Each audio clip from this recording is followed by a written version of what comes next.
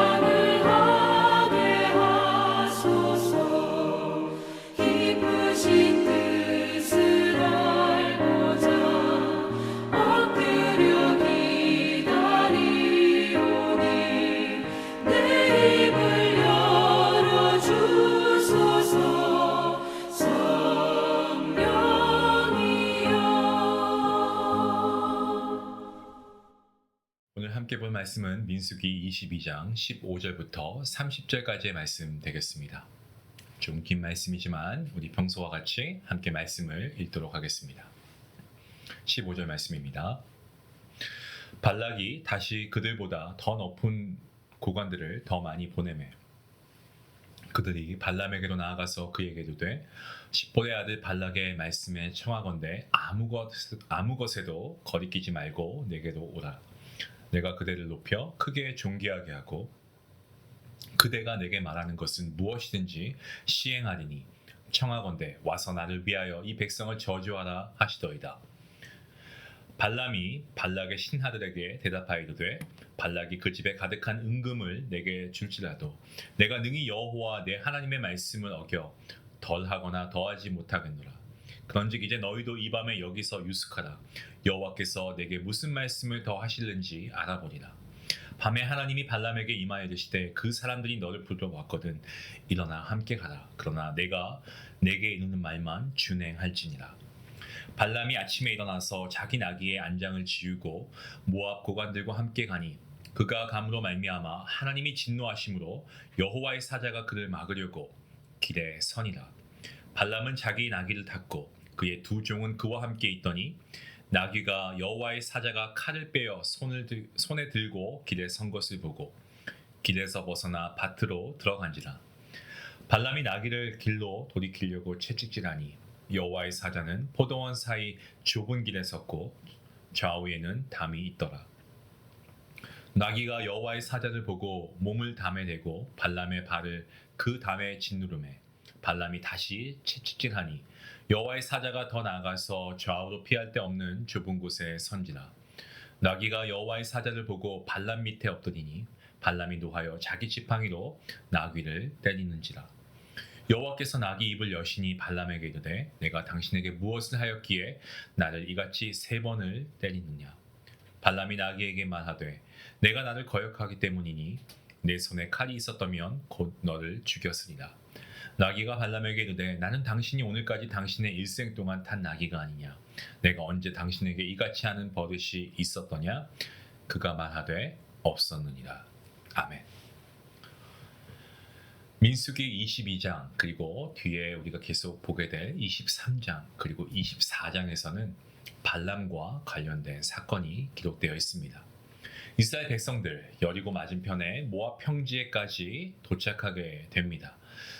이스라엘 백성들은 모압 평지에 오기 전에 2개의 큰 전쟁을 치렀습니다. 하나는 이 아모리 왕 이 시온의 군대와의 전쟁이었고 다른 하나는 이 바산 왕 바산 왕이었죠. 예, 바산 왕의 군대와의 전쟁이었습니다. 하나님께서 이 아모리와 이 바산의 군대를 이스라엘의 손에 붙여주셔서 그야말로 대승을 거두게 하십니다. 이스라엘 백성들 그야말로 승승장구합니다. 파죽지세로 가나안 땅을 향해서 행진하며 모압 평지에 진을 칩니다. 자, 그때 모압의 왕은 발락이었습니다. 발락은 이스라엘이 자기 땅을 향해 다가오는 것을 아주 두려워했다라고 우리가 함께 말씀을 통해 나누었습니다. 왜냐하면 이스라엘이 아모리인들에게 행한 일을 보았기 때문에 그렇습니다. 아모리는 사실 모압보다 더 강한 나라인데 아모리인을 그렇게 쉽게 제압한 것을 보고 이 모압이 굉장히 위기감을 느끼고 두려워한 거죠. 그래서 모압 왕이었던 이 발락은 사신들을 보내서 부올의 아들 점쟁이 발람을 데려오게끔 했습니다. 발락은 이 점쟁이 발람에게 청해서 여기 와서 나를 위해서 이 백성을 저주해라 라고 그렇게 얘기하죠. 자신들 힘으로는 이스라엘 백성들 도저히 이길 기미가 안 보이니까 어떤 미신, 이 종교적인 힘을 빌려보겠다라는 것이 그의 생각이었습니다.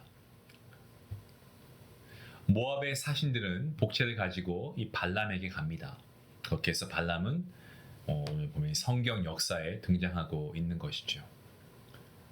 점쟁이 발람은 그 사신들에게 자초지종을 듣고는 하룻밤을 지내면서 하나님의 말씀을 기다려보겠다라고 했습니다. 그날 밤에 하나님께서는 발람에게 뭐라고 말씀하십니까? 너는 그들과 함께 가지 말고 그 백성을 저주하지 말라. 왜냐하면 그들은 복을 받은 자들이다 라고 말씀하십니다. 그래서 발람은 이튿날 이 발락 왕의 귀족들을 돌려보냅니다. 자, 그러자 이 모압 왕 발락은요, 더 높은 고관들과 더 많은 예물을 보내면서 다시 한번 재차 이 점쟁이 발람에게 간청하죠. 발락 왕은 이 발람에게 이러한 말을 전합니다. 내가 그대를 높여서 크게 존귀하게 하고 그대가 내게 말하는 것은 무엇이든지 내가 다 시행하겠다. 그러니까 나를 위해서 이 백성을 좀 저주해라 이렇게 전합니다. 발람은 이미 하나님의 뜻이 무엇인지 분명히 알고 있었습니다. 이스라엘 백성을 저주해서는 안 된다는 것도 알고 있었습니다. 그런데도 발람은 이번에도 그들을 즉시 돌려보내지 않고요. 그들로 하여금 하룻밤을 머물게 합니다. 그러면서 하나님께서 내게 무슨 말씀을 더 하실지 알아보겠다라고 말하죠. 그 말씀의 내용이 본문 19절에 나와 있죠. 발람은 굉장히 신중하고 경건한 것처럼 보여집니다. 하지만 여러분 실상은 그게 아니죠. 발람은 그의 마음속에 있는 욕심, 그의 탐욕 때문에 이 발락 왕의 사신들을 그 즉시 돌려보내지 않고 하룻밤을 더 기다리게 한 겁니다. 발람은 불의의 삭슬 사랑한 사람이었다라고 베드로후서 2장에 나와 있습니다. 그리고 삭슬 위에서 어그러진 길로 간 사람이었습니다. 발람은 이 불의의 삭슬 사랑했기 때문에 하나님을 섬기는 선지자라고 하면서도 끊임없이 자기의 어떤 탐욕, 이익을 추구하는 사람이었습니다. 하나님께서는 그 밤에 이 발람에게 임하시고 그 사람들이 너를 불러왔거든. 네가 일어나서 함께 가라. 하지만 내가 너에게 이르는 말만 준행해야 한다라고 말씀하십니다. 자, 이것은 하나님께서 기쁘게 허락하시는 것은 아니었습니다. 그 길은 이 발람이 처음부터 가지 말았어야 했던 길이었습니다. 그가 만약 거짓 선지자가 아니었고 진정한 선지자였다고 한다면 하나님의 백성들을 저주해달라는 요청은 이거는 뭐 두 번 생각해 볼 것도 없이 그냥 이런 지하에 거절했음이 마땅합니다. 하지만 발람은 어떻습니까? 안 되는 줄 알고 있었음에도 불구하고 처음부터 그 길을 한번 가보고 싶은 마음을 이미 가지고 있었다는 거죠. 하나님께서 발람에게 가라고 말씀하신 것은 하나님께서 그 길을 기뻐하셔서 허락하신 것이 아니고 그 마음의 정욕대로 그냥 하나님께서 내버려 두신 겁니다. 하나님께서는 그 길을 심히 미워하셨습니다. 원치 않으셨습니다. 하지만 하나님의 작정과 섭리 가운데 하나님께서는 그냥 악을 허용하신 겁니다. 자, 그러면서도 발람을 보시면 이 발람은 겉으로 보기에 아주 경건한 척했습니다. 마치 자신이 하나님 말씀을 매우 높이는 그러한 사람인 것처럼 사람들 앞에서 그렇게 말하고 행동했습니다. 하지만 정작 그가 가는 길은 어떻습니까? 하나님의 뜻과는 전혀 다른 정반대의 길이었습니다. 위선이었습니다. 히포크릿, 위선이죠. 속으로 자신이 진짜 원하는 것은 따로 있으면서 사실 그것을 얻기 위해서 하고 있지만 자신은 지금 하나님을 위해서 하나님 말씀대로 일하고 있는 중이다 라고 말했습니다. 위선입니다. 발람이 아침에 일어나서 자기 나귀의 안장을 지우고 모압 귀족들과 길을 출발하는 장면이 나오고 있습니다. 이에 하나님께서는 진노하셔서 천사를 보내시고 그 길을 막아서게 하십니다. 발람의 나귀는 그것을 봤습니다만 정작 발람은 그의 눈이 어두워서 그것을 보지 못하고 있습니다. 하나님께서 발람이 얼마나 위험한 길을 가고 있는가, 그가 얼마나 어리석게 행하고 있는가를 보여주시기 위해서 이 발람의 나귀를 사용하고 계십니다. 발람의 나귀는 여호와의 사자가 칼을 빼어서 손에 들고 있는 것을, 길에 서 있는 것을 봅니다. 그래서 길에서 이탈해서 밭으로 들어갔습니다. 발람은 나귀를 채찍으로 때려서 다시 길로 돌아오게 했죠. 천사는 포도원 사이의 좁은 길에 서서 그 길을 다시 가로막습니다. 나귀는 칼을 든 천사를 보고 그 천사를 피해서 가려고 하다가 이 발람의 발을 상하게 했습니다. 그래서 발람은 나귀에게 채찍질을 합니다. 하지만 이 하나님의 여호와의 천사가 좀 더 앞에 와서 길을 완전히 가로막게 되니까 나귀는 어떻게 합니까? 그 자리에 그만 주저앉죠. 이에 발람은 화가 날 때도 나서 진노해서 지팡이로 나귀를 때립니다. 자, 이때 놀라운 일이 발생합니다. 하나님께서 나귀의 입을 열어서 말을 하게 하신 거죠. 나귀가 말을 하는 거예요. 본문 28절에 내가 너에게 무엇을 하였기에 나를 이같이 3번을 때리냐 라고 나귀가 말합니다. 발람이 뭐라고 합니까? 너가 나를 거역한 이유 때문에 그렇다. 만약에 내 손에 칼이 있었으면 넌 죽었다라고 얘기하죠. 그러니까 나귀가 뭐라고 합니까? 나귀는 자신이 발람을 태우고 다니는 동안 한 번도 그런 일이 없었다라고 항변하지 않습니까? 바로 그때에 하나님께서 발람의 눈을 밝히십니다. 그리고 여호와의 사자가 손에 칼을 빼어 들고 이 길에 서 있는 것을 보게 하시죠. 천사가 발람에게 내 길이 내 앞에 패역하다라고 이제 말을 하는 장면이 이제 내일 본문에 나오게 됩니다. 자, 근데 이 패역하다라고 하는 것은요, 이거는 사악하다는 거예요. 뭐 다르게 표현하면 삐뚤어졌다, 고집이 세다 이런 말입니다. 그제서야 발람은 천사에게 돌아가겠다라고 했지만 천사는 발람에게 그 사람들과 함께 가라. 너가 이르는 말만 그것만 말해야 한다라고 말하죠. 그 말씀이 내일 본문에 나옵니다. 그리고 발람은 어떻습니까? 역시 내일 본문에 나오지만 발락의 귀족들과 함께 길을 갔고 발락은 발람을 맞이하여서 그를 환대하죠. 하나님께서 이 발락을 막으셔서 이 발람은 이스라엘을 저주하지는 못하고 오히려 축복하는 예언만을 했지만 발람은 어떻습니까? 이 발락 왕에게 이스라엘을 무너뜨릴 수 있는 계략을 주고 떠납니다. 발람은 이 발락 왕에게서 대접을 받고 왔습니다. 그런데 과연 공짜 밥은 없었죠. 발람은 발락 왕에게 이스라엘 백성들을 음행하도록 미혹해서 넘어지게 하게끔 조언합니다. 그 연병으로 죽은 이스라엘 백성의 수는 24,000명이나 되고요. 그래서 이스라엘 백성들은 나중에 미디안의 왕들을 죽일 때 이 발람을 함께 죽였습니다. 나중에 이제 나오게 되는 말씀이죠. 여러분, 하나님의 뜻이 아닌 것을 알면요, 그 길로 가지 말아야 합니다. 거기에는 어떤 유익이나 어떤 좋은 것이 있다고 해도, 설령 그것을 얻는다고 해도 하나님의 뜻에 명백하게 어긋나는 것이라고 하면 여러분, 이거는 두말할 나위 없습니다. 더 기다릴 필요도 없고요. 혹시나 하나님이 마음 바꾸시지 않을까, 내가 이렇게 원하는데, 여러분 그렇게 기다릴 필요도 없고 기도할 필요 없습니다. 우리는 하나님이 보시기에 기뻐하시면서 하나님이 보시기에 예뻐하실 만한 그 길인가 아닌가, 이게 하나님이 원하시는 길인가 아닌가, 이걸 우리가 하나님께 묻고 하나님의 뜻이 있는 길을 우리가 걸어가야 됩니다. 우리가 탐욕이라고 하는 것에 이끌리게 되면 우리는 당나귀보다도 눈이 어둡게 됩니다. 오늘 발람을 보시기 바랍니다. 나귀가 본 것을 발람은 못 봅니다. 마찬가지예요. 우리도 욕심이나 탐욕에 이끌리게 되면 당나귀보다도 눈이 어둡게 되어서 무모한 결정과 행동을 내릴 수 있습니다. 세상은 자기를 위해서 종교의 힘을 사용하려고 합니다.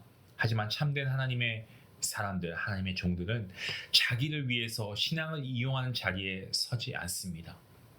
자기를 위해서, 혹 그것이 돈이든 아니면 권력이 되었든 명예가 되었든 자기의 어떤 유익이나 이익을 얻기 위해서 신앙을 이용하거나 자기의 직임을 사용해서는 안 됩니다. 그것은 오늘 말씀을 우리가 적용해 보면 다 발람의 길로 가는 것입니다. 그리고 그 길의 끝은 바로 수치이고 비참입니다. 사랑하는 성도 여러분, 경건의 모양은 있지만 경건의 능력을 부인하는 자리에서 돌이키십시다. 그리고 범사에 매 순간 하나님을 위하여 하나님이 기뻐하시는 길로 행할 수 있는 저와 여러분 모두가 될 수 있기를 원합니다. 기도하시겠습니다. 하나님, 오늘 말씀을 통해서 우리가 때때로 얼마나 쉽게, 너무나 쉽게 탐욕에 눈이 멀고 하나님의 뜻을 알고도 외면하는지 우리가 깨닫고 하나님께 먼저 회개하게 하시니 감사합니다. 발람처럼 겉으로 경건한 척하지만 속으로 자신의 유익을 따르려고 하는 우리의 위선 주님 앞에 내어놓고 회개합니다. 하나님, 우리에게 영적인 분별력을 허락하여 주시옵소서. 하나님의 말씀을 들을 때 우리가 그 뜻이 구별되어지면 하나님의 뜻에 서게 하시고 즉시 순종할 수 있는 믿음 주시고, 주님의 뜻을 알면서도 우리의 기회나 이익을 더 염두에 두며 망설이는 이런 어리석음의 죄를 범하지 않도록 인도하여 주시옵소서. 저희의 눈을 열어주시고 우리의 삶 속에 서 계신, 우리 앞에 계신 코람되어 하나님을 바라보게 하시고 하나님의 음성과 하나님의 선하신 인도하심을 우리가 바라보며 나아갈 수 있도록 인도해 주시옵소서. 탐욕의 길을 멀리하게 하시고 하나님이 기뻐하시는 길을 따를 수 있는 순종의 사람, 저 우리 모든 성도들 될 수 있도록 하나님 은혜 베풀어 주시옵소서. 감사하며 예수님의 이름으로 기도합니다. 아멘. 오늘 말씀 생각하시면서 분명히 하나님의 뜻이 아닌 것을 알게 되었을 때는 여러분 더 이상 핑계나 아니면 기도 더 하시려고 하지 마시고 하나님의 뜻이 아니면 멈추시고 하나님의 뜻이면 가시면 됩니다. 오늘부터 우리가 이 말씀을 적용해서 내 결정이나 계획 중에 하나님의 뜻에 어긋나는 줄 알면서도 포기하지 못하고 있는 영역이 있다면 정직하게 우리가 점검해보고 우리가 회개하고 내려놓을 수 있으면 좋겠습니다.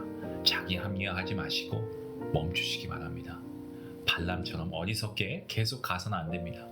그리고 하나님이 기뻐하시는 아름다운 의의 길로, 하나님의 뜻이 있는 길로 우리가 행하며 순종하며 나아갈 수 있기 원합니다. 우리 말씀 생각하면서 함께 기도하겠습니다.